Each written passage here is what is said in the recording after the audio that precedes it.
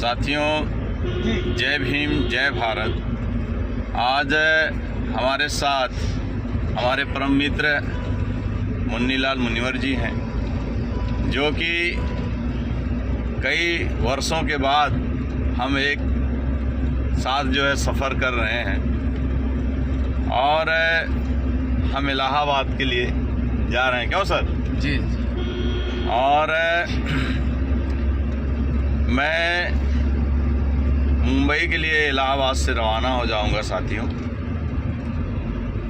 जैसा कि इतने सालों के बाद अगर हम लोग सफ़र कर रहे हैं, लेकिन इस सफ़र में मुझे जो आनंद आ रहा है सर के साथ, ऐसा पहला कभी नहीं आनंद आया।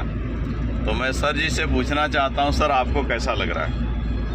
अब हमें कैसा लग रहा है? जी जी जी है अब वही है कि वक्त नूर को बेनूर बना देता है। क्या बात है सर, थोड़ा सा जख्म नाशूर बना देता है। क्या बात है। कौन चाहता है अपनों से दूर रहना, लेकिन वक्त हर इंसान को मजबूर बना देता है। क्या बात है, क्या बात है सर। तो साथियों, इन्होंने हमें जवाब दे ही दिया है।